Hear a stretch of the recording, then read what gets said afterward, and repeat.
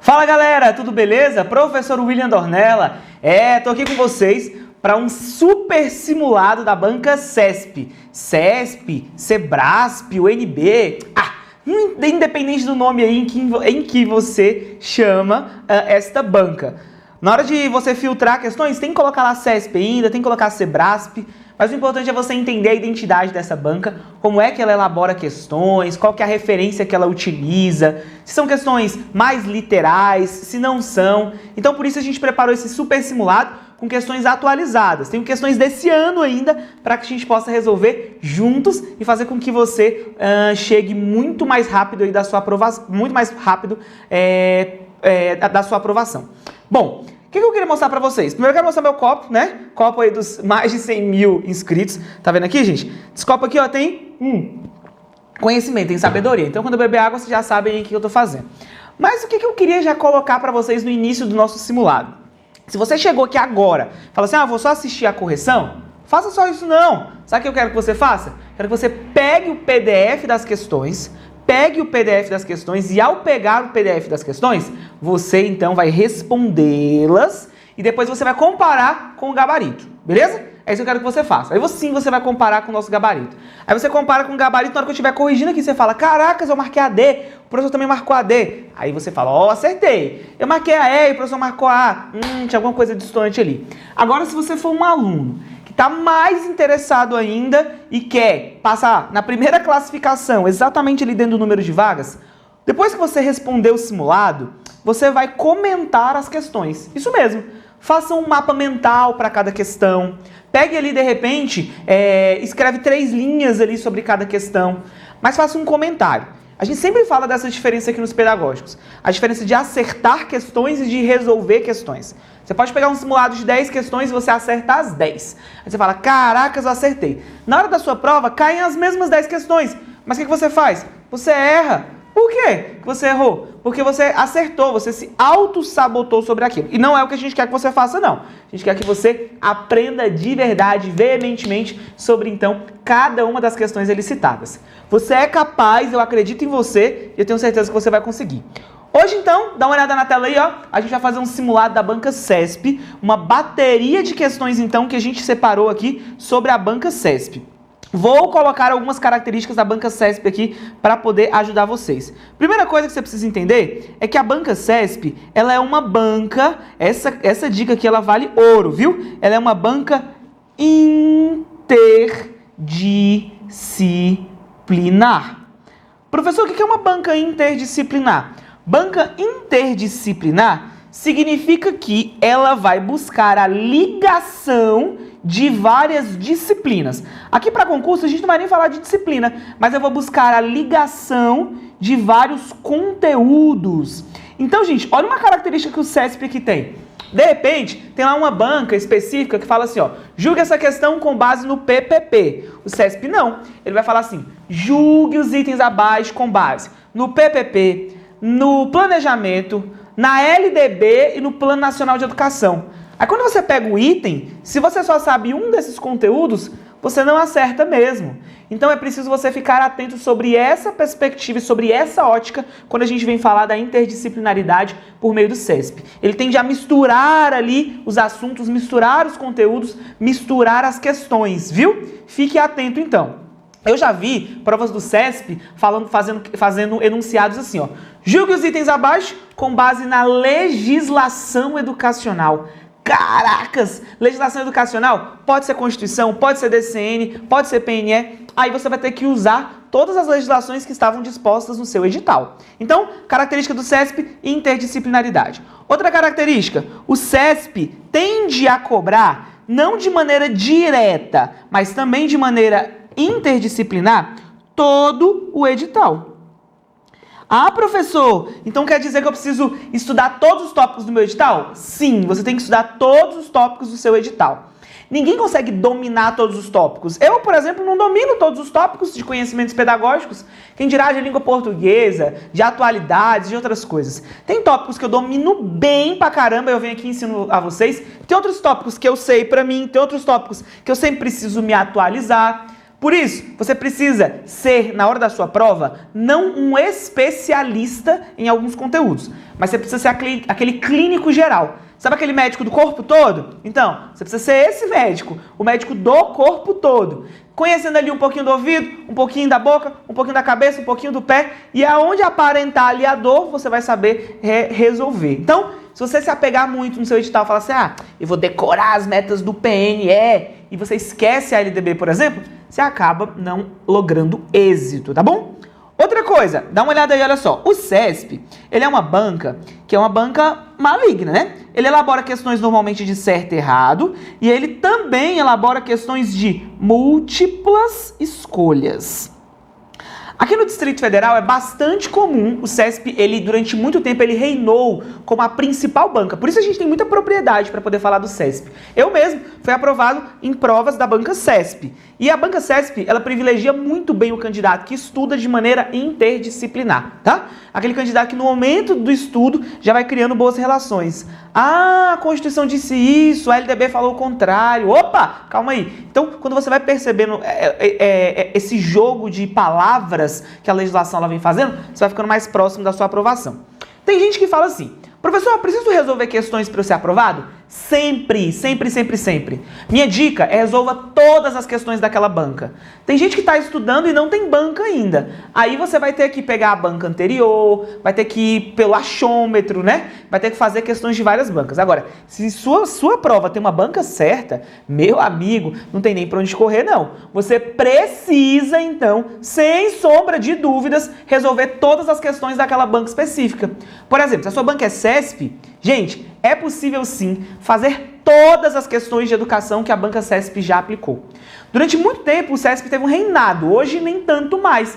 Ele vem aplicando cada vez menos provas no âmbito da educação. Então se você fala assim, vou resolver todas de conhecimentos pedagógicos, você consegue. Talvez de português não, porque o CESP tem muitas questões de português, mas de conhecimentos pedagógicos sim. Mas aí que entra o grande tchan da coisa. O CESP elabora questões de certo e errado e questões de múltipla escolha. Minha sugestão, minha recomendação é que você faça as duas. Faça tanto as questões de múltipla escolha quanto as questões de certo e errado. Você precisa entender o pensamento da banca. Ah, professor, mas a minha prova vai ser de certo e errado. A minha vai ser de múltipla escolha. Ok, você está treinando conteúdo, tá? Está treinando ali a identidade da banca. Cuidado, tem que ler o edital. Alguns editais trazem que uma errada vai anular uma certa. Então, isso é característica do CESP. Normalmente, quando a gente fala CESP, as pessoas já lembram de diabo, já lembram do diabo tirando um ponto seu que você errou alguma coisa, que é normalmente o que o CESP faz. Então, você precisa ter essa sabedoria na hora de julgar as questões. Tem lá uma prova de 120 itens, você não vai responder os 120, salvo se você dominar e falar assim, essa prova foi feita por mim. Essa prova foi feita pra mim. Aí sim. Agora, se não, aí você vai responder aquilo que você tem certeza. Numa prova de 120 itens, tem que responder pelo menos 100, tá? Não dá também só pra fazer aquilo que eu tenho certeza absoluta. Não. É aquilo que você tem chance de acertar. Uma dica é que as provas do CESP, elas são bem elaboradas. O que é uma prova bem elaborada? Uma prova bem elaborada é uma prova que você não encontra a resposta na própria prova. Eu respondi o item 5 que falava uma coisa. Aí quando eu estava lá no item 60, ele tinha a resposta do item 5. Já aconteceu isso com você? Algumas bancas deixam passar. O CESP tem um verificador de provas. Tem algumas pessoas que que antes da prova chegar até você, que vão apenas conferir ali se existe a resposta na própria prova. Olha que legal. E é para fazer com que a gente tenha uma prova ali com qualidade. Normalmente, não é regra. Uma prova de 120 itens, 60 são certos, 60 são errados. Então, se você já achou os seus 60 certos, não quer dizer que o restante tudo está errado, que você pode ter errado também. Mas tende aquilo que você não tem certeza a estar errado. Então, o CESP tem técnica para te ajudar a ser aprovado. E não você pensar assim, não vou estudar porque eu só vou usar essa estratégia que o professor está falando. Não. Tendência, tá? Uma tendência disso acontecer. Tem provas que não foram assim.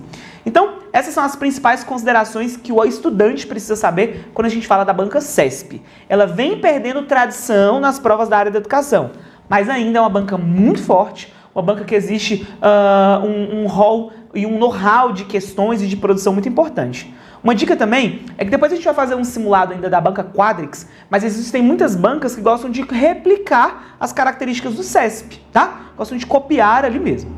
Agora então, depois dessas dicas todas que eu trouxe pra você, espero ter te convencido da necessidade de resolver muitas questões. A gente vai fazer questões aqui juntos então. Vamos lá com a nossa questão número 1. Questão do ano de 2020, tá? Questão do ano de 2020, quando fala assim pra gente, ó. Da banca CESP, Sebrasp, lá pro TJ do Pará. Olha, gente, é um cargo bom, viu? Analista judiciário. Tem gente que acha que prova para a área da educação é só para ser professor. Não, você pode ser o pedagogo atuando aí em outras instituições. Acerca da interdisciplinaridade e também da globalização, assinale a opção correta. Então vamos procurar aquela assertiva que esteja de acordo então. Vamos comigo? Olha só, para a gente poder responder essa questão, como eu disse, não basta você acertar. Porque eu já sei o gabarito, eu consigo acertar, mas eu quero que você resolva as questões. Vamos resolver? Vamos então falar o que é interdisciplinaridade e o que é então a globalização, tá bom? Vamos colocar aqui, olha só. Vamos trabalhar com essas duas temáticas. Interdisciplinaridade é um palavrão mesmo, tá? A título de curiosidade tem 21 letras. Por que eu falo? Porque tem muita gente que acha que é interdisciplinariedade e não tem o E aqui, beleza? E aqui vamos colocar a palavra globalização. Tô falando de um mundo global. Aqui, olha só. Gente, o mundo hoje, ele muda muito o tempo todo. O nosso mundo, ele é dinâmico.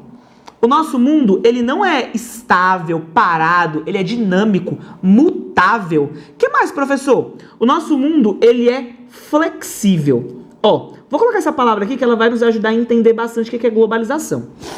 Globalização é um movimento que acontece em todo o nosso globo terrestre que faz com que a gente se desloque de um lugar de forma mais rápida, com que a informação ela chegue mais rápida a determinada localidade, que as coisas mudem de forma mais rápidas, ou seja, as tecnologias, que são técnicas mesmo, que são utilizadas, favorecem todo esse processo. Gente, olha o que acontece. Agora, por exemplo, o presidente de um país é X.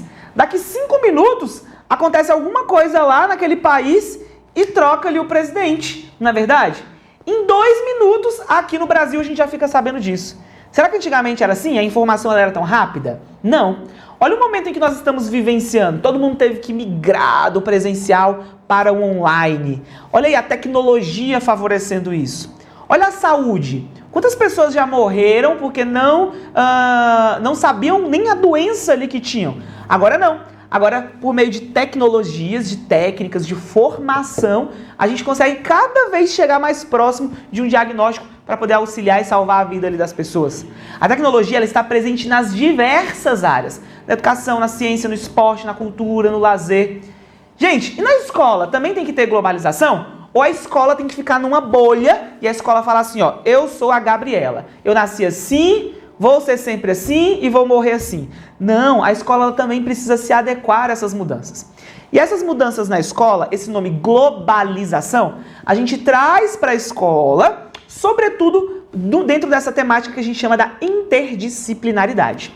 Então entenda, ó, globalização, eu estou falando de um globo, estou falando de forma global. Já a interdisciplinaridade a gente vai trazer para uma perspectiva curricular. Aqui eu vou trazer então para as nossas escolas. Como é que isso vai acontecer, professor, essa perspectiva curricular? Vamos lá. Interdisciplinar. Interdisciplinar, eu estou falando de disciplinas. Significa então que existem várias disciplinas aqui, ó. Várias disciplinas. Existe aqui a disciplina de matemática, existe a disciplina de história, a disciplina de ciências, a disciplina de geografia. Só que como é que é a relação entre essas disciplinas? A relação ela é inter. O que significa inter? Inter significa junto. Inter significa recíproco. Ó, significa recíproco. Significa que a disciplina de matemática vai interagir com a disciplina de história. História vai interagir com a de ciências. Ciências vai interagir com a de geografia. Na interdisciplinaridade, existe um nível acima, que é o nível de coordenação, que vai coordenar esses trabalhos de forma e de maneira que as disciplinas todas interajam entre si. É assim que a gente pensa, então, na interdisciplinaridade. Gente, vocês querem entender o que é interdisciplinaridade? lembre-se de um condomínio. Vamos comparar uma rua com um condomínio. Numa rua, a rua ela é aberta. Passa quem quer, sai quem quer. E você tem lá a sua casa bonitinha, pintada. Do seu lado esquerdo tem um vizinho, do seu lado direito tem outro vizinho. Às vezes você nem conversa com seu vizinho. Ah, não gosto dele mesmo. O cara só faz barulho, todo fim de semana faz festa, som alto. Não, quero saber quem é meu vizinho, não. Com o seu vizinho da esquerda é diferente. Ele quer sempre ter a casa mais bonita que a sua. Você foi lá e pintou, ele pintou. Você trocou o telhado, ele trocou o telhado. Você fala, gente, mas que povo invejoso é esse? Não é verdade? Olha aí numa rua. Cada casa tem as suas regras e cada casa tem as suas especificidades. Isso acontece, viu? Isso acontece. Isso eu tô falando de uma rua. Nessa rua, cada casa tem o seu objetivo. Eu não preciso interagir com os outros. Como é que é um condomínio? No condomínio, normalmente, ele é fechado. Tem uma porteira lá que para você acessar o condomínio, acessar a casa de qualquer um, você precisa passar pela portaria. No condomínio, eu até tenho os meus objetivos individuais. Eu quero que minha casa seja mais bonita, eu quero colocar uma piscina, eu quero trocar o telhado, não é verdade? O meu vizinho também quer fazer isso, mas existe um objetivo em comum. Que objetivo é esse em comum? Ah, a gente precisa trocar a portaria, porque é onde todo mundo passa. A gente precisa todo mês pagar um pouquinho ali, ó, para quê? Para poder ter um porteiro para garantir a nossa segurança. Na rua, tá cada um pensando só em si. No condomínio, existem os meus objetivos individuais, mas existe o senso de coletividade. Existe um objetivo comum. A interdisciplinaridade, ela é esse condomínio. Eu entendo que cada matéria, que cada disciplina tem os seus objetivos, tem as suas especificidades. No entanto, existe um objetivo maior. Que objetivo maior é esse? Falar da água, falar de meio ambiente, falar de sustentabilidade. Quando uma escola fala assim, vamos fazer uma feira de ciências? Vamos. Qual é o tema? Sustentabilidade. Olha aí, ela está sendo interdisciplinar. Ela está chamando todas as disciplinas, cada uma dentro da sua área, vai trabalhar então essa temática. Perceberam o que é interdisciplinaridade? Não confunda mais. Eu tentei ser o mais dinâmico possível. Agora vamos então fazer a nossa questão? Vamos lá na tela. Olha só como a gente vem resolver essa questão a partir então dessa ideia. Vamos lá, vamos lá, vamos lá. Acerca da interdisciplinaridade e globalização, assinale aí a opção correta. Letra A. Com a globalização, o debate acerca do direito à diferença foi enfraquecido e, consequentemente, o debate a respeito da diversidade cultural foi anulado. Gente, na interdisciplinaridade, eu não vou excluir disciplinas. Eu falo assim, ó, vou fazer uma feira de ciências, o tema vai ser água. Eu vou chamar a disciplina de português, de matemática, de ciências, história, vou chamar todas as disciplinas. Vai ou não vai ter diversidade? Claro que vai. Vai ou não vai ter heterogeneidade? Também vai. Então, palavras que caracterizam a interdisciplinaridade: inclusão, diversidade, heterogeneidade, todas essas palavras, tá bom? Vamos dar uma olhada aí na tela? Olha só. A letra A, então, ficou errada, porque ela falou que é enfraquecida a diferença e que foi anulada a diversidade. Não. A maior vantagem gerada pela globalização é a concentração da produção e do poder econômico. Gente, a globalização, ela concentra ou ela desconcentra? Ela desconcentra. Lembra? A informação, eu falei, ela estava concentrada lá em um país específico, lá em uma localidade. Agora ela foi desconcentrada. Ela está na mão de mais pessoas, tá? E coloca à margem um grande contingente de população mundial. Também está errada a letra B.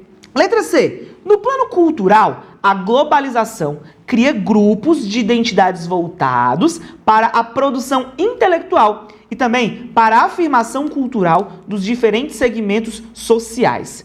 Gente, e aí? Será que é essa ideia aqui, quando a gente então vem perceber, quando a gente então vem pautar essas características a partir então dessa perspectiva? Olha só, cria grupos de identidades? Perfeito, eu preciso criar grupos de identidades. Voltado para uma produção intelectual, ligados à afirmação cultural dos diferentes segmentos, a ideia pautada deve ser pela inclusão. Inclusão essa que deve ser favorecida por meio, então, da heterogeneidade, tá bom? Olha a letra D. No plano educacional, o processo de globalização cria uma homogeneização cultural, de modo que a luta do campo educacional inclui a abertura para que a cultura de grupos excluídos no currículo escolar seja representada. Vamos lá. Nesse campo, então, educacional, o processo de globalização, ele cria essa homogeneização cultural? Gente, tradicionalmente, era essa vertente que a gente tinha. Tradicionalmente, a gente buscava esse campo de homogeneização. Hoje, não é o que a gente quer buscar mais. E a letra E, no plano econômico, a globalização tem acentuado o quê, professor? Um processo de dependência cultural. Mas tem evidenciado a igualdade financeira crescente entre países desenvolvidos e países em desenvolvimento. Não, a ideia, eu não posso buscar essa dependência cultural e muito menos essa igualdade financeira. Gabarito aqui deve ser a letra D, então. Professor, mas aqui ele falou homogeneização cultural. Mas olha, no plano educacional, historicamente, era isso que se acontecia mesmo, ó. Historicamente. Ao longo da nossa história, a gente buscou a homogeneização cultural. Mas hoje a gente luta para o quê? Para fazer com que aqueles grupos excluídos eles sejam representados. E que grupos excluídos são esses? Aquelas pessoas que não tinham vez e nem voz. Ligados então à escolha religiosa, à classe social, ligados a o que mais, professor? O que mais? Escolha religiosa, classe social, cor da pele, enfim, religião. Gente, todas as vertentes durante muito tempo fizeram isso aqui, ó, excluíram as pessoas. E não é o que a gente quer mais buscar hoje. Vamos dar uma olhada no gabarito? Vamos ver se é a letra D mesmo? É letra D. E olha aí, resolvemos nossa primeira questão.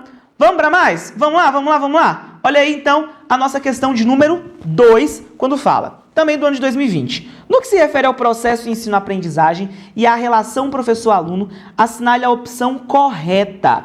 Vamos buscar, então, a opção correta. Aqui, gente, ele está falando, ó, da relação professor-aluno. Vamos trazer uma explicação aqui também legal pra gente. Vamos lá.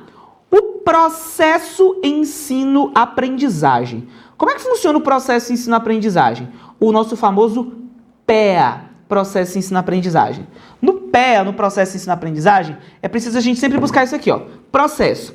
Eu preciso entender que é algo gradual, que é algo formativo. Ensino. Como é que se dá um ensino? O professor, normalmente, ele vai compartilhar conhecimento com a figura que está ligada à aprendizagem. Quem normalmente está ali para aprender é o aluno. O aluno ele vai construir o conhecimento junto com o professor. Eu até posso falar que o professor ele vai fazer isso aqui, ó, transmissão de conteúdo. Mas cuidado com essa palavra, tá? Se eu falar transmissão, eu preciso garantir que exista assimilação por parte do aluno. Tem gente que acha que o conhecimento se dá da seguinte forma: eu tiro da minha cabeça e despejo ali na sua. Gente, quem dera se fosse assim, né? Não é assim. Lá na educação tradicional a gente achava que era isso, a educação bancária. Assim, quando você vai ao banco e você deposita conhecimento, a gente achava que o conhecimento também era depositado na cabeça do aluno. Abre a cabeça, vou colocar o conhecimento, agora fecha a cabeça. Pronto, você aprendeu. Não, o conhecimento ele acontece de maneira gradual, ele é construído todos os dias. Galera, o processo de ensino-aprendizagem, ele é algo essencial e que você precisa ficar muito ligado a ele, porque ele é o objeto de estudo da didática. Você, professor, o seu objetivo é garantir a aprendizagem do seu estudante. Não faz sentido algum eu ensinar alguma coisa se alguém do outro lado ali não está aprendendo. Então não posso ser aquele professor de falar assim, ó, eu estou ensinando, agora o seu aluno está aprendendo, o problema é dele. Não. Vários fatores influenciam nisso. E essa questão, ela vem falar de um fator específico, que é esse aqui, ó, dá uma olhada. A relação professor-aluno. Professor, como é que funciona aí essa relação professor-aluno? Relação professor-aluno. Professor e aluno são dois agentes importantíssimos dentro desse processo, o qual eu não posso abrir mão de maneira alguma, viu? Eu não posso abrir mão de maneira alguma, sobretudo quando a gente vem falar dessa relação professor-aluno. O professor é o agente que detém de informação. E o aluno é aquela pessoa que vai construir a informação junto do professor. Não posso mais ver o professor como um transmissor de verdades absolutas. No entanto, ó, a relação professor-aluno ela é dividida em duas partes. Vamos escrever as duas partes, quais são aqui, ó. Duas dimensões, assim a gente pode dizer. Eu tenho os aspectos cognoscitivos e eu tenho os aspectos socioemocionais. Professor, o que são os aspectos cognoscitivos? Cognoscitivo está ligado à aprendizagem. Eu sou professor, eu tenho que planejar minha aula para que você aprenda. Então eu vou ter que planejar. Eu tenho que ter um objetivo, tenho que ter conteúdo, tenho que ter método, tenho que ter avaliação. Isso é um aspecto cognoscitivo, beleza? Cognoscitivo, então, está diretamente ligado a essa vertente de fazer com que o indivíduo, então, ele assimile e que ele aprenda efetivamente essas ações. Gente, mas vamos lá. O professor é uma máquina ensinando? O aluno também é uma máquina? Não. Pode rolar ali o quê? Uma afetividade. Existe sentimento nesse processo. Por isso, os aspectos socioemocionais serão importantes. Sabe, de repente, quando você gosta daquele professor, normalmente você tem facilidade em aprender aquela matéria. Sabe quando você não gosta do professor? Você fala, não é mentira, esse professor está falando, você não vai nem para aula, você nem entra aqui no nosso canal para poder assistir, não é verdade? Então os aspectos socioemocionais, eles também importam. Cai muito em prova, esses dois aspectos aqui eu vou dar uma dica para vocês. Cognoscitivo, você vai lembrar de aprendizagem. Socioemocional, você vai lembrar de quê? Você vai lembrar aqui, vamos colocar aqui essas duas vertentes. Aqui você vai lembrar, primeiro, quando eu falo de socioemocional, você vai lembrar de afetividade. O professor tem que ter afeto pelos alunos? Sim. Não estou dizendo que ele tem que levar os alunos para casa, tem que dar presente. Não, mas você tem que ser afetuoso com seus alunos, a empatia, se colocar no lugar deles. Segunda coisa, autonomia. O que é autonomia? Eu preciso entender que o meu aluno, ele tem que ter autonomia para se colocar dentro desse processo. Eu não posso querer moldar o aluno, padronizar o aluno. Não, ele tem autonomia dentro desse processo de construção.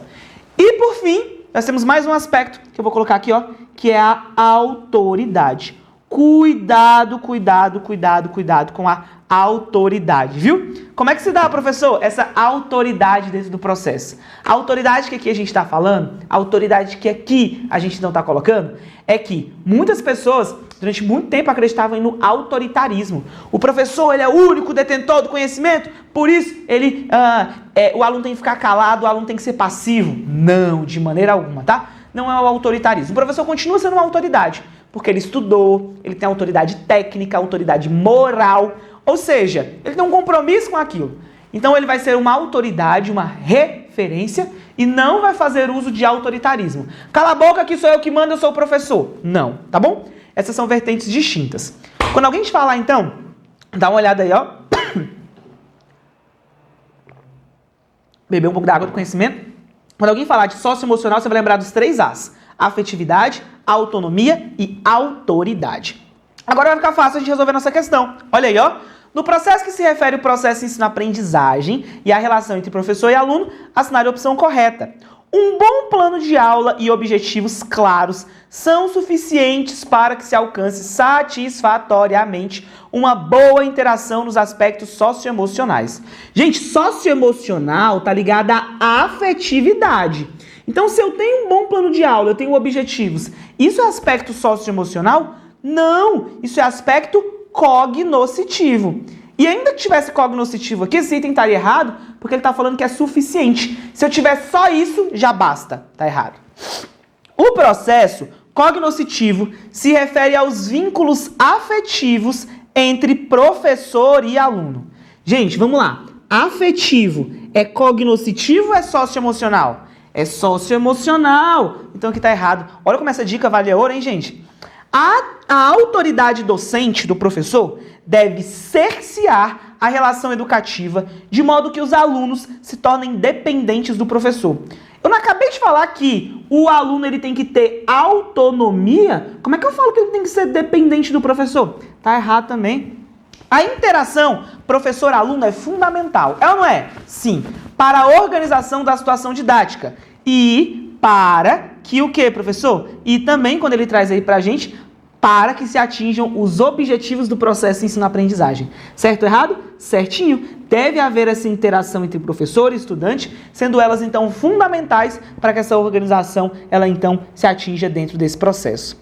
Letra E. O trabalho docente deve ser unidirecional, pois dessa forma são reduzidas as dificuldades que os alunos encontram para assimilar os conhecimentos. Unidirecional significa que vai só para um lado. Gente, não é uma relação recíproca, professor e aluno. Tem que ser bidirecional, tá? Tem que ser nas duas direções. E não uni, gabarito deve ser a letra D, é a letra D mesmo. Olha aí, tá vendo? Eu não quero só que você fale, é letra D, professor. Não, tem que saber toda essa explicação aqui. Se você fizer isso em todas as questões, garanto, você está estudando, você está revisando, você está se preparando. Existe aí uma pirâmide que fala pra gente quando é que a gente mais aprende, né? Se você só lê, você reter 5%, se você ouvir, sei lá, é 20%, assim por diante. Lá no topo da pirâmide, onde mais você aprende, é quando você ensina para as outras pessoas. E às vezes você não tem ninguém para ensinar, mas se você ensinar para você mesmo, e vocês são professores, né? Vocês têm didática para isso, certamente você vai estar estudando, revisando, se preparando para chegar à sua tão almejada aprovação, tá bom? Vamos para a próxima questão? Vamos lá, olha só quando fala assim pra gente. O avanço do uso das ferramentas tecnológicas na educação e a introdução das novas linguagens que compõem o universo dessas ferramentas exige uma nova ação docente. Não cabe mais a ideia de transferência de conhecimentos, mas de uma parte docente dialética. Dialética tem a ver com conversa. Que o que é, professor? Que respeite as formas de pensar e agir do outro na relação pedagógica. Então vamos lá para a gente poder acertar essa questão. A prática docente a que se refere o texto anterior está calcada na vertente pedagógica. Qual que é aí, hein, gente? Vamos lá então. Bom, aqui para a gente poder acertar essa questão, eu vou então lembrar vocês aqui. Eu poderia aqui dentro dessa questão trabalhar vários assuntos, vários mesmo. Mas aqui eu vou buscar uma outra. Primeiro essa questão começa falando de TICs, de tecnologias de informação e comunicação. Lembra que a gente falou de globalização hoje? Eu devo inserir as TICs no meu processo ensino-aprendizagem? Sim, as tecnologias de informação e comunicação, elas devem fazer parte do nosso processo ensino-aprendizagem. E normalmente as provas chamam as TICs de meios ou ferramentas, tá? São ferramentas ou são meios para que eu possa alcançar o meu objetivo aí, que é a aprendizagem do meu estudante. Professor, o que mais que a gente precisa também buscar quando a gente vem falar dessas tecnologias de informação e comunicação aqui presentes? Mais uma ação. E qual que é, professor? Que assim a gente vai precisar, então, assimilar e assim a gente vai precisar ficar ligado. Vamos lembrar aqui das 3 teorias de currículo. A gente sabe que existe a tradicional, mas existe também a crítica e existe a pós-crítica. Para a gente acertar essa questão, a gente só precisa de 2, da tradicional e da crítica.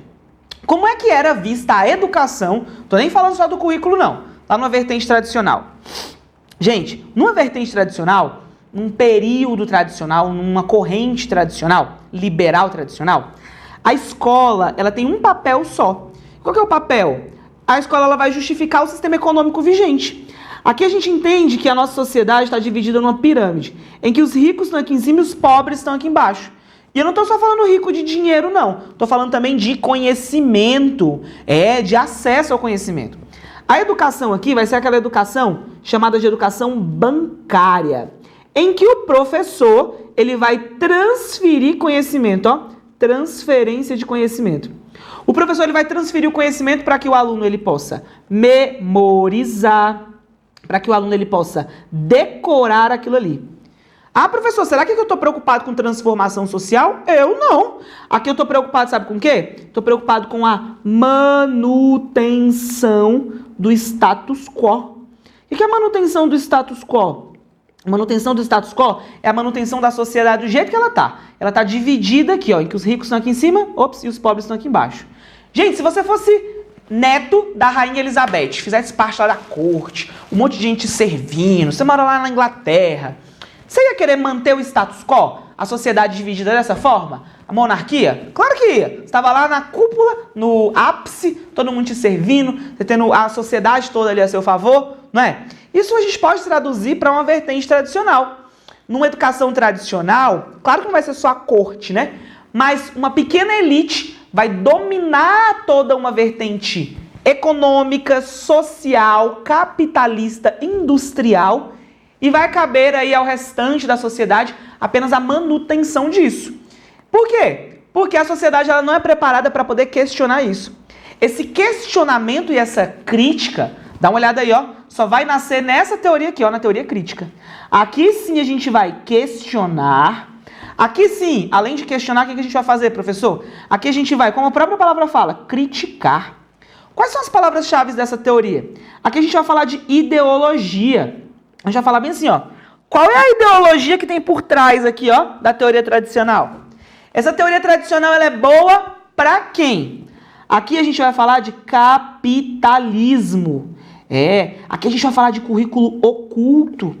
Aqui a gente vai falar de resistência. A gente precisa resistir a tudo isso. Então, essas são vertentes importantes. Enquanto a teoria tradicional ela se preocupa com o que ensinar, aqui a teoria crítica ela fala, por que ensinar isso? Beleza? Por quê? Ela vai questionar. Por que eu vou ensinar isso? Então, o papel da teoria crítica é criticar a teoria tradicional. Ela tem um grande problema. E qual que é o problema, professor? A teoria crítica, ela muitas vezes, se resume a reproduzir, fazendo a crítica, tá? Mas reproduzindo as características de uma teoria tradicional. Ela não propõe, de fato, ali um novo currículo. Vamos fazer essa questão, então? Olha só quando ele fala assim pra gente, ó, vamos buscar. As tecnologias, elas avançaram. Perfeito. Não cabe mais a ideia de transferência. Quem é que fala que não cabe mais a ideia de transferência mesmo, hein? Teoria crítica. Mas tem que ser uma prática de conversa. Aí agora vamos aqui, ó. A prática docente que se refere ao texto anterior está calcada numa vertente crítica, sim. Bancária? Não. Construtivista? O texto não está falando de construtivismo, né, gente? Cognitivista? Também não está falando disso. Behaviorista, que tem a ver com comportamento? Não. A alternativa que mais está de acordo é a letra A, porque a crítica ela faz um questionamento sobre essa transferência, que é o que a gente chama de educação bancária. Dá uma olhada aí, ó. Letra A mesmo. Tá vendo como é tranquilo, gente, resolver questões? Não é difícil. E eu fiz as questões aí para vocês, algumas do CESP na modalidade múltipla escolha. Mas, professor, o CESP também não é certo e errado? Claro que é. Então, deixa eu fazer questões de certo e errado também. Vamos lá comigo? Olha aí na tela, olha só. Questõezinhas aí de certo e errado da nossa banca CESP, tá bom? Como isso já foi cobrado em prova. Vamos lá, então, para a gente poder acertar. O inciso 5 do artigo 24 da Lei de Diretrizes e Bases estabelece que a verificação do rendimento escolar observará os seguintes critérios. E quais que são, professor, os critérios? Estão aí dispostos. Bom, a verificação de rendimento escolar, aí ele fala, avaliação contínua e também cumulativa do desempenho do aluno, com prevalência dos aspectos qualitativos sobre os quantitativos e do resultado ao longo do período sobre os eventuais de provas finais. Considerando essas informações, julgue o próximo item relativo à avaliação escolar e às suas implicações pedagógicas. De acordo com o referido dispositivo na Lei de Diretrizes e Bases da Educação, a avaliação escolar deve ser o quê? Diagnóstica? Vamos lá. Gente, sempre cai em prova e falou de CESP, não tem para onde correr, tá? Existem aí as 3 funções da avaliação. E quais que são, professor, as 3 funções da avaliação? Eu tenho aí a função, vamos colocar aqui, ó. Eu tenho a função formativa, eu tenho a função diagnóstica e eu tenho a função somativa. Essas são as 3 funções, tá? Função formativa. O que é formativa? Formativa é aquela avaliação processual. Ela acontece ao longo de todo o período, ó. Essa expressão aqui, ao longo. Ah, professor, eu já li ao longo aqui em algum lugar. Vocês viram aqui ao longo? Se eu li aqui ao longo, a LDB ela está falando de qual função? Ela está falando da função formativa. Mas vamos lá. Olha aqui, ó. Processual ao longo. Na avaliação formativa, eu me importo mais com qualidade do que com quantidade. O que é avaliação diagnóstica?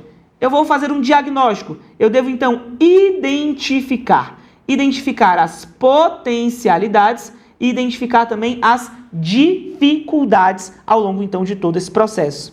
A avaliação diagnóstica, gente, ela é uma avaliação preventiva. Ela é uma avaliação que me ajuda a entender onde é que o aluno está mandando bem e onde é que o aluno está mandando mal, para que eu possa intervir.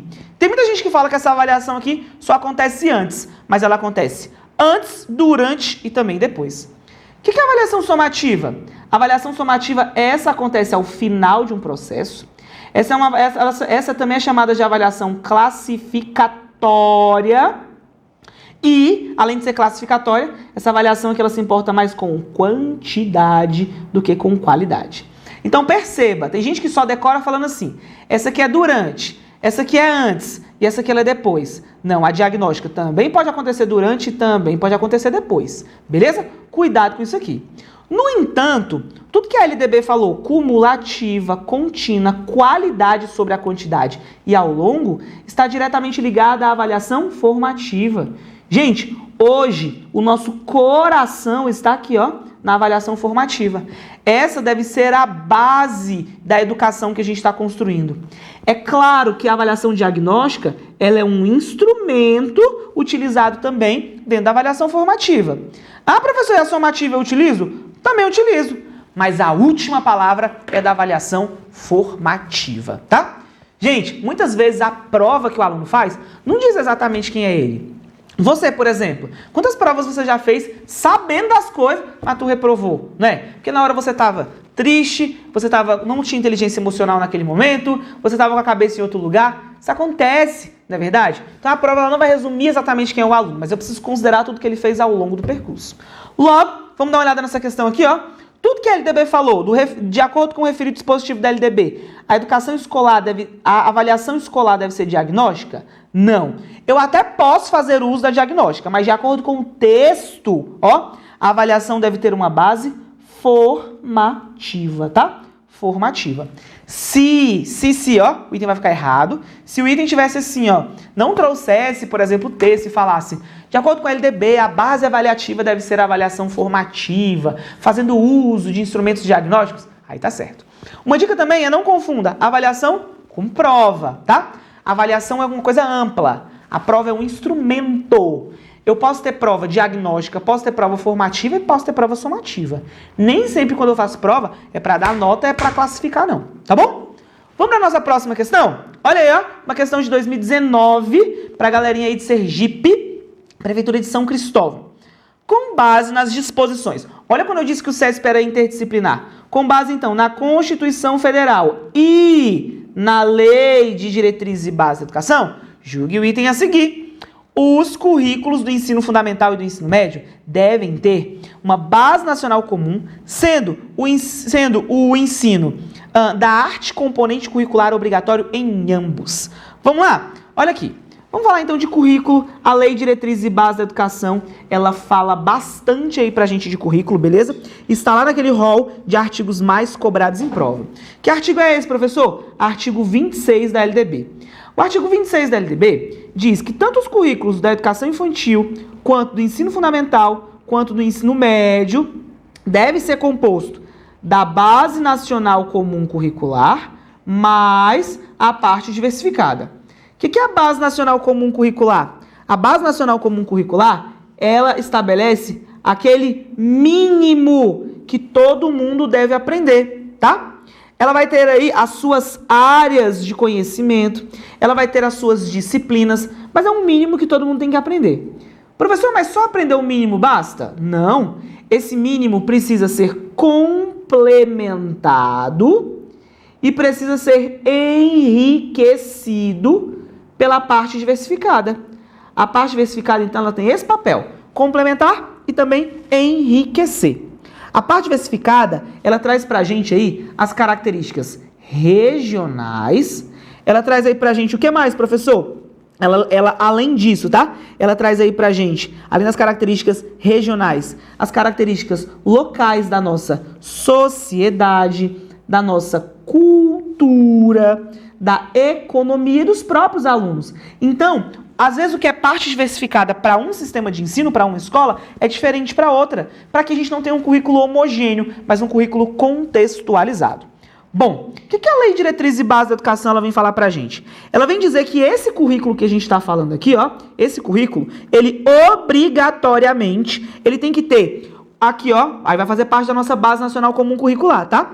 O estudo aí da língua portuguesa, eu vou colocar siglas, tá? Matemática, aí ela fala do mundo físico e natural e da realidade social e política, claro, especialmente aí do nosso Brasil, da nossa realidade.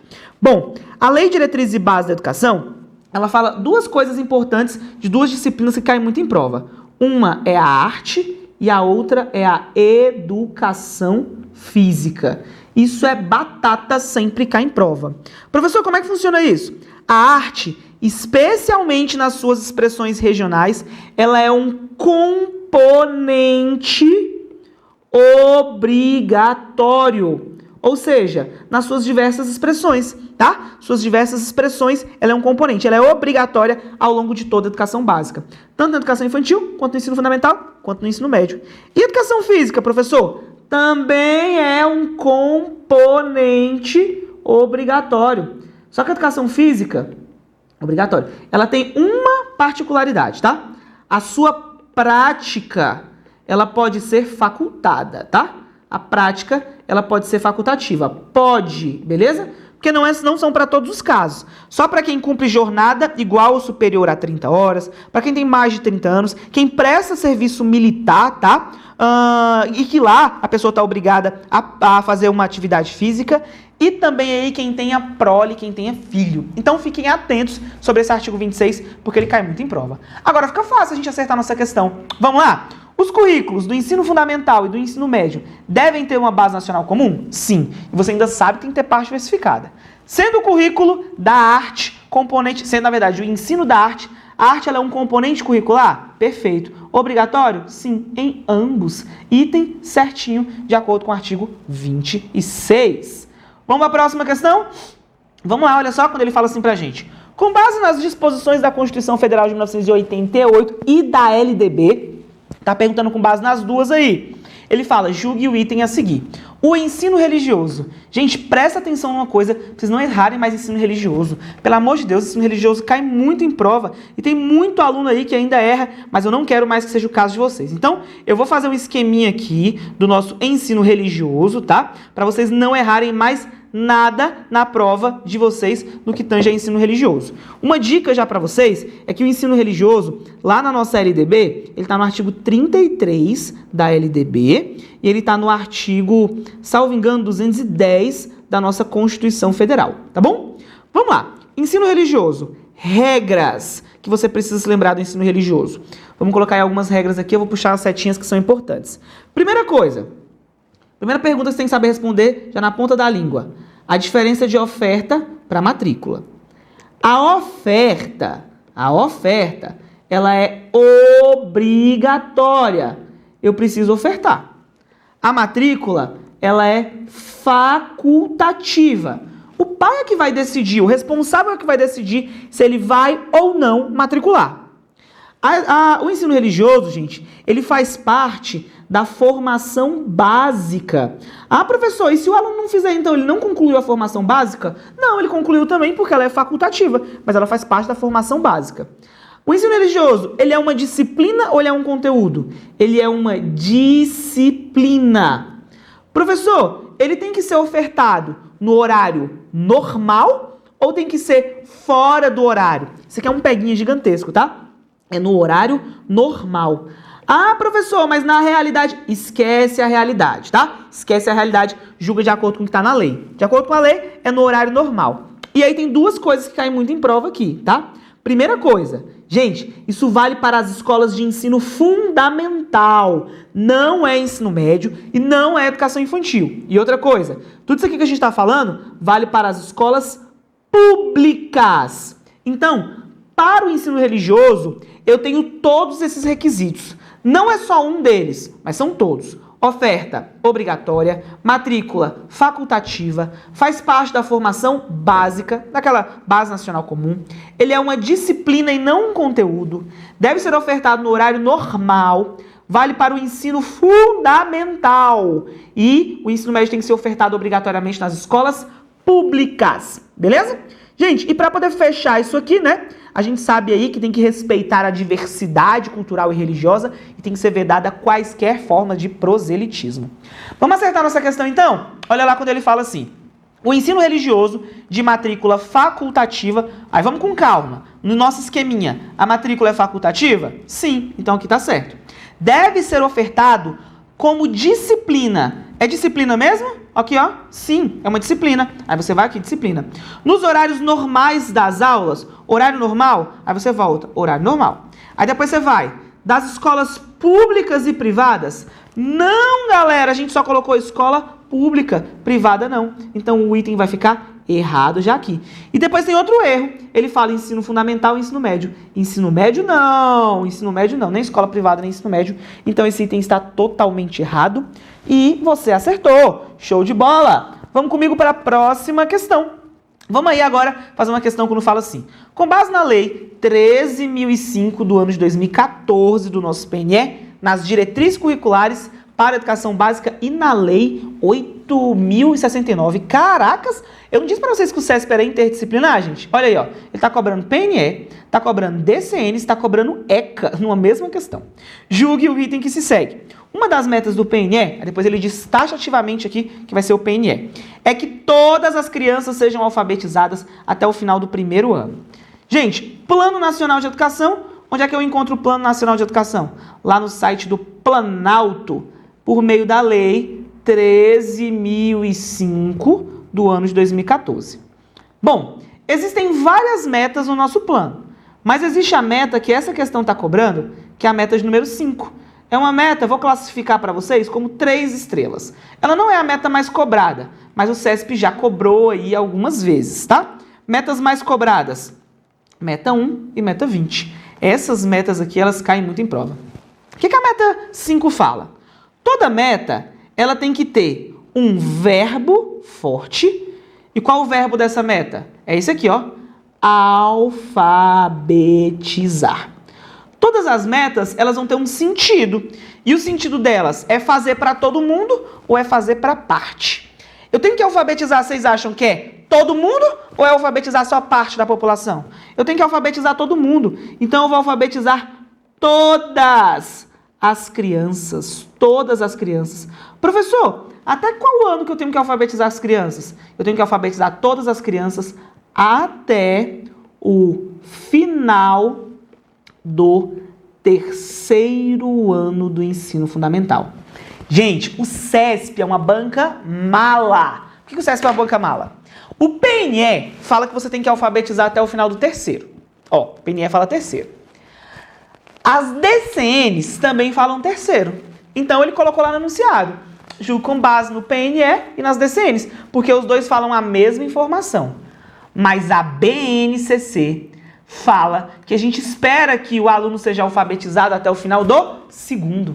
Se o CESP tivesse colocado lá no enunciado, julgo com base no PNE e na BNCC, ia dar conflito. Mas olha como o CESP é esperto. Ele pegou documentos que são convergentes, não divergentes. Vamos dar uma olhada aí? Então, ó, fica tranquilo essa questão. Uma das metas do PNE é que todas as crianças sejam alfabetizadas até o final do 1º. É 1º, gente? 3º ano, ó, 3º, por isso esse item só pode estar errado. Não é 1º, e sim 3º ano, tá bom? Vamos para a próxima questão. Vamos lá, que nosso tempo está acabando. Quando ele fala assim pra gente, ó, com base na lei 13.005, que é o PNE, nas DCNs, e também no ECA, julgue o item que se segue. A transversalidade e a interdisciplinaridade são formas distintas e não complementares de organização do trabalho didático nos eixos temáticos integrados às disciplinas. Vamos lá, trabalhar aqui. Hoje, nós já falamos no nosso simulado o que é interdisciplinar. Lembra? Interdisciplinar. Lembra que eu falei do condomínio da rua? Transversalidade. Agora eu quero trazer para vocês uma outra concepção aqui. Bom, olha uma dica aqui para vocês. Interdisciplinar tem um D de disciplina. Existe também a transdisciplinaridade, mas aqui eu estou falando da transversalidade. Aqui eu tenho um D de disciplina e aqui eu tenho um V. V de quê, professor? V de vida. A transversalidade, ela quer vincular, esse V significa vincular também, tá? Vincular. Ela quer vincular as aprendizagens, aquilo que o aluno tem que aprender, aos seus interesses reais. O que é isso? Gente, já aconteceu com você de repente assim, o professor, ele quer te ensinar alguma coisa, o professor, ele está ensinando um conteúdo, mas nada tem a ver com a sua realidade? Você fala, para que eu estou aprendendo isso aí? Para que eu tenho que decorar essa fórmula? Aquele conhecimento, aquele conteúdo não é transversal. Olha que triste, não é isso que eu quero não. Hoje os conhecimentos, os conteúdos devem ser todos transversais. O currículo não deve ser elaborado de dentro para fora. Eu, junto com alguns professores, a gente decide o que a gente vai ensinar e depois nada tem a ver com a vida real do aluno. Agora não, eu vou lá fora, falo o que é importante no mundo lá fora. Sustentabilidade, diversidade, direitos humanos. Agora eu trago aqui para dentro. Isso é transversal, beleza? Então lembre-se, interdisciplinar são as disciplinas juntas e transversalidade é a ligação daquilo que eu ensino para o aluno com o interesse real que ele tem. Vou colocar dois nomezinhos aqui para vocês não esquecerem. Interdisciplinaridade é conhecida como uma abordagem. Não existem várias formas de você abordar uma pessoa? Eu posso abordar um currículo de maneira disciplinar, pluri, multi ou inter, ou até transdisciplinar. Já a transversalidade, você vai lembrar do cinema, 3D. Então, aqui a gente vai falar das dimensões. Aqui ela é uma dimensão. Gente, são conceitos distintos, mas são complementares, tá bom? Vamos ver aqui então, olha só. Com base então aí nessa lei, ela fala: a transversalidade, V, de vincular com a vida, e a interdisciplinaridade das disciplinas são formas distintas. Verdade, são diferentes. E não complementares? Errado, são complementares. As próprias DCNs falam que são complementares, ó. E hoje eu preciso usar os dois. Se alguém te perguntar assim, o currículo tem que ser interdisciplinar ou transversal? Ele tem que ter os dois. Um eu estou falando de altura, outro eu estou falando de beleza, tá? São classificações distintas. Vamos dar uma olhada aí, ó. Esse item, então, só pode estar errado. Vamos para a próxima? Olha aí, ó. Questãozinha quando fala assim pra gente. No que se refere a currículo, a aprendizagem organizacional e a universidade corporativa, julgue o item a seguir. Os estudos sobre currículo iniciaram-se nos Estados Unidos da América, onde Bobbitt desenvolveu uma tendência conservadora de estudo do currículo que buscava igualar o sistema educacional ao industrial, com base no modelo organizacional e administrativo de Frederick Taylor. Vamos lá. Gente, de onde é que nasce o currículo, hein? De onde é que nasce o currículo? Ele nasce aqui dessa concepção, ó, de um documento chamado De Curriculum. De Curriculum. Acho que eu escrevi certo, tá? Ele vai nascer a partir de um encontro de Bobbitt com Taylor. Isso mesmo. Já ouviram falar do Taylorismo? Presta atenção numa coisa. Taylor era um engenheiro e ele administrava uma empresa. O que ele fazia? Taylor falava assim, ó, recebi plástico. Tá vendo o plástico aqui que eu recebi? Eu trago esse plástico para essa empresa, esse plástico passa por um sistema de produção e no final tem um copo. Esse copo me dá dinheiro, porque eu vendo esse copo. Aí o que Bobbitt fala? É isso que eu quero fazer na escola. Eu quero pegar aquele aluno, passá-lo num sistema de produção e transformá-lo num cidadão que eu quero. Esse cidadão aí que vai ser manipulável, que vai pensar do jeito que eu quero, esse cidadão que vai manter a sociedade do jeito que ela está.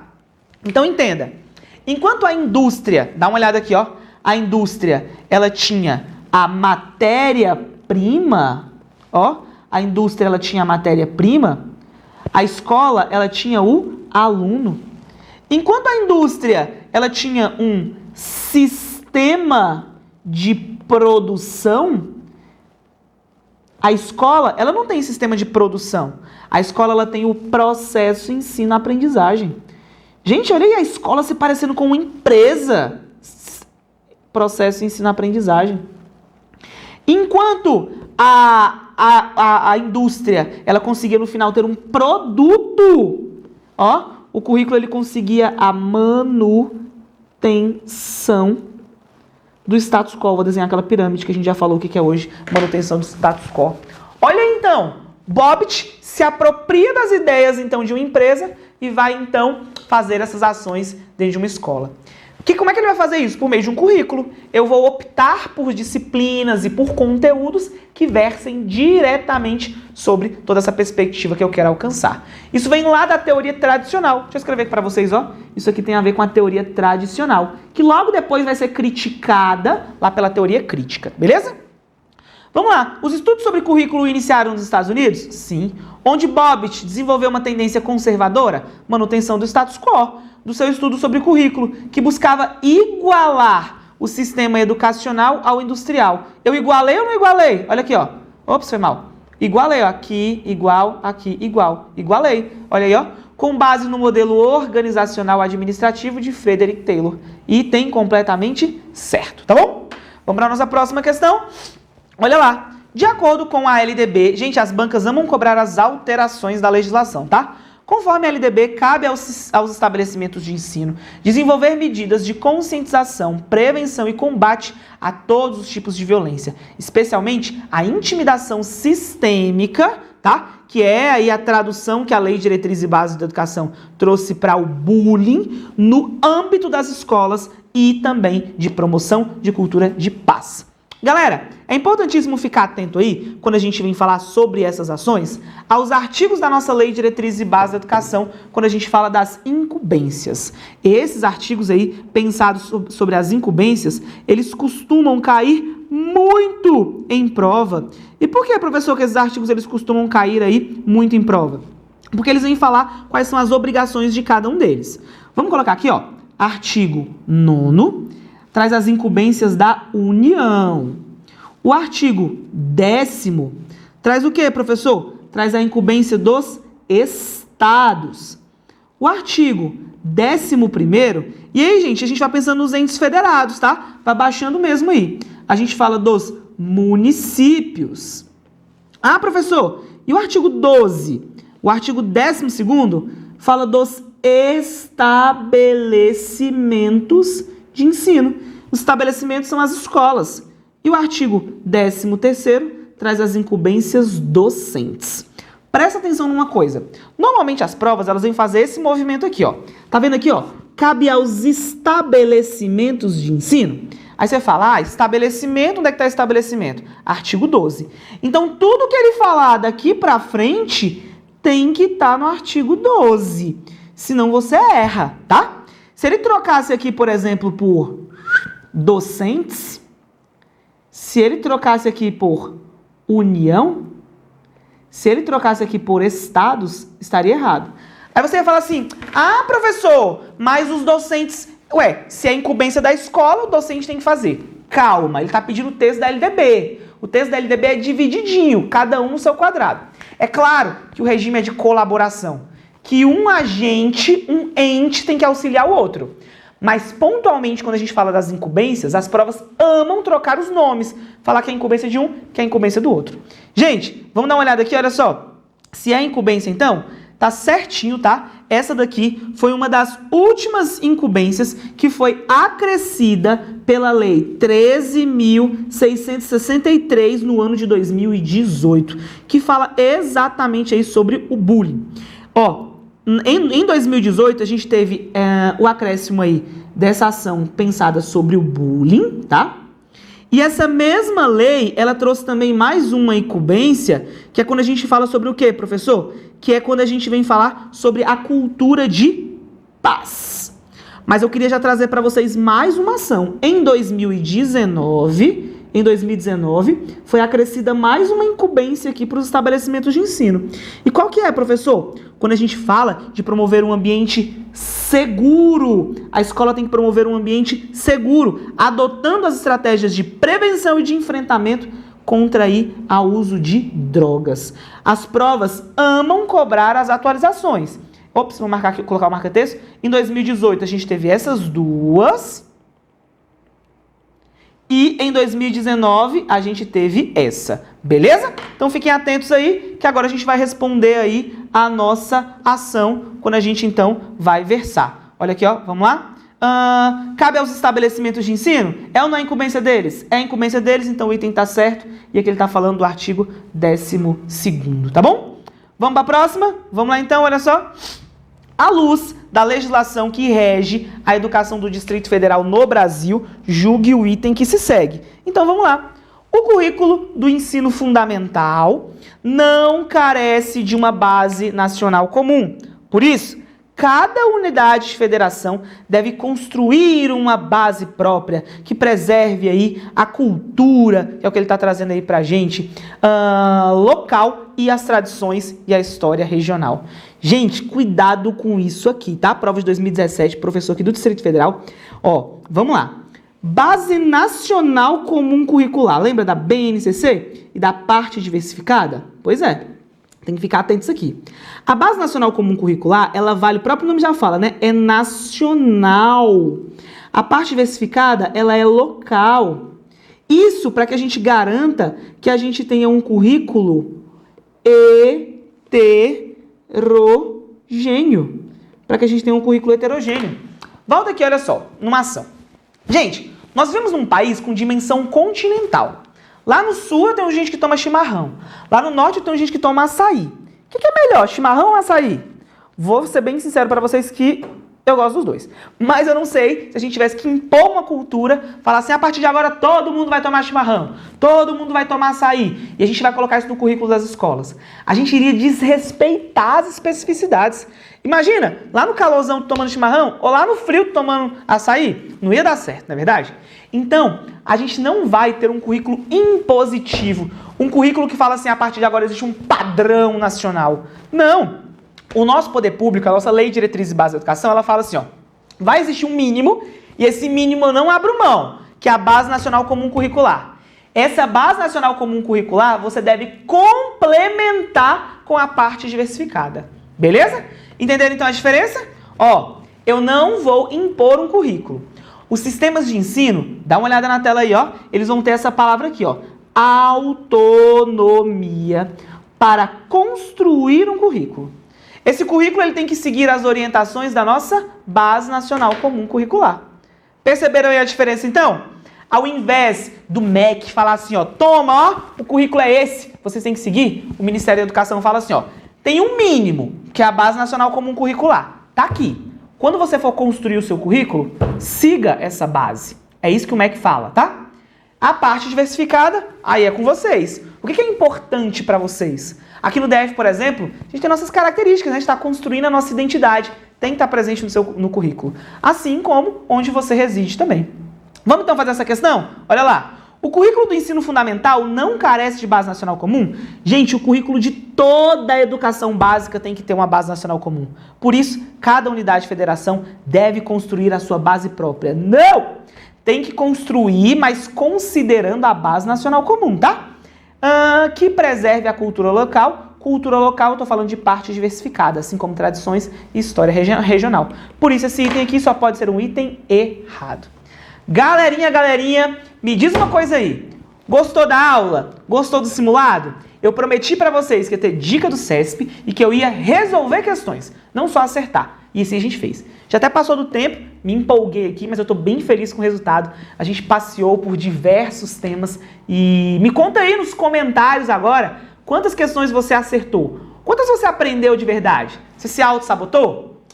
Fica com a gente então no nosso canal dos Pedagógicos. Se você gostou, se inscreva no canal, ativa o sininho e deixa seu comentário aí pra mim. Fala aí qual outra banca que você quer um simulado também, tá bom? Um grande abraço e até a próxima. Tchau, tchau!